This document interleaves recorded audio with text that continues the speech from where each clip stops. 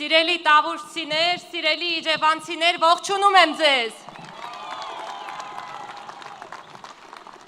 Երկու օր առաջ Հանրապետության օրը ստիպեց բոլորիս հպարտանալ ու հուզվել։ Զորահանդեսի ամբողջ ընթացքում ինձ մի միտք էր ուղեկցում, որը մեր ընդդիմախոս որոշ քաղաքացիներ փորձում են ներարկել հասարակության մեջ։ Միտքը հետևյալն է՝ բան չի փոխվել։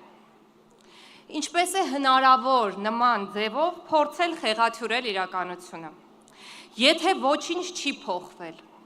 ապա ինչու է այսօր ընտրությունների արդյունքը որոշվում քաղաքացու քվեով։ Եթե ոչինչ չի փոխվել, ապա ինչպես կարող է այսօր համայնքի ղեկավարը, նախարարը, փոխնախարարը հայտնվել դատարանում եւ պատասխան տալ օրենքի առաջ, անկախ իր զբաղեցրած պաշտոնից։ Եթե ոչինչ չի փոխվել, ապա ինչու են մեզ ու մեր պետության առնչվող նախկինում կուլիսների հետևում քննարկվող թեմաները դառնում հանրային քննարկման առարկա,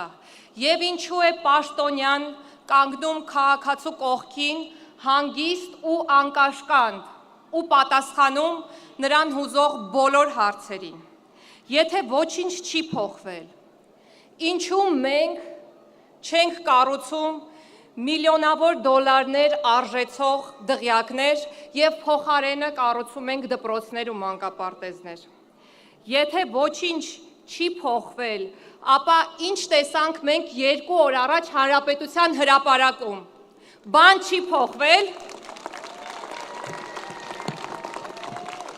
Սիրելի քաղաքացիներ, մի պատմություն եմ ուզում ձեզ պատմել։ Օրերս քրեակատարողական հիմնարկում մասնակցում էի դատապարտյալների կողմից կազմակերպված միջոցառման։ Մի ցմահ դատապարտյալ շատ դիպուկ կերպով նկարագրեց մեր իրականությունը, ասաց. Ես 30 տարի է գտնվում եմ այս համակարգում։ Ես այստեղ եմ եղել Լևոն Տեր-Պետրոսյանի ժամանակ, այստեղ եմ եղել Ռոբերտ Քոչարյանի ժամանակ, այստեղ եմ եղել Սերժ Սարգսյանի ժամանակ, այստեղ եմ նաև այսօր։ Տեր-Պետրոսյանի ժամանակ ամենաթողություն էր, իր բառերով ասեմ, շունը տիրոջը չէր ճանաչում, քաոս էր։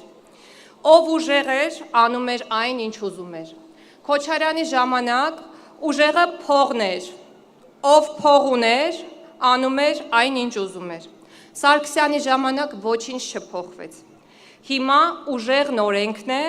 որը վերջապես գործում է։ Այո, մենք բոլորս, անկախ կարգավիճակից, ուզում ենք ապրել մի երկրում, որտեղ մարդու ճակատագիրը որոշողը ոչ թե փողն է, պաշտոնը կամ ծանոթությունը, այլ օրենքը։ Այո, այսօր ուժեղն օրենքն է, ինչի կապակցությամբ ես բոլորիս շնորհավորում եմ։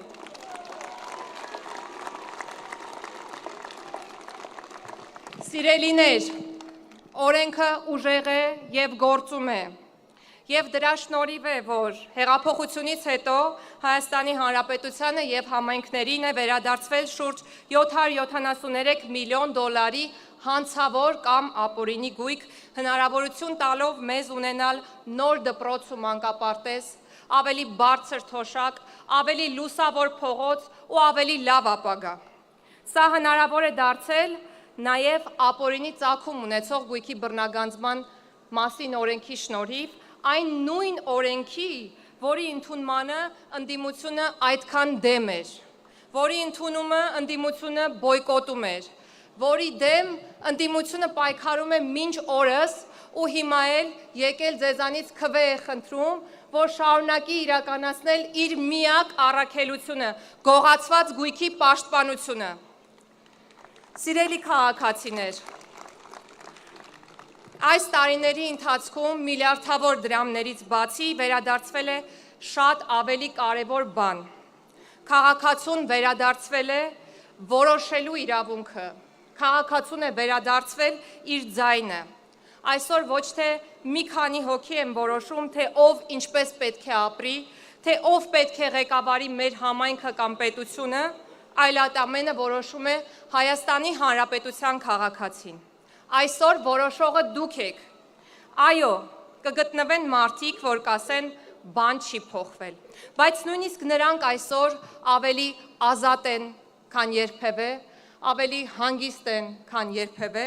ավելի խաղաղ են, քան երբևէ, ավելի պաշտպանված են, քան երբևէ, որովհետև մեր երկիրն այլևս օրենքի երկիր է։ Սա է իրական ժողովրդավարությունը, եւ սա այն է, ինչ մենք պարտավոր ենք պահպանել։ Սիրելիներ, հունիսի 7-ին մենք գնալու ենք ընտրության, գնալու ենք պաշտպանելու այն Հայաստանը, որտեղ ուժեղը ոչ թե փողն է, կապերը կամ պաշտոնը, այլ օրենքը։ Գնալու ենք պաշտպանելու մեր այդքան դժվարությամբ վերադարձրած որոշելու իրավունքը։ Գնալու ենք պաշտպանելու մեր որոշումը ունենալ խաղաղ, կայուն եւ զարգացող պետություն։ Ընտրություններ 2026-ին քվեարկում ենք։ Սիրում եմ բոլորիդ։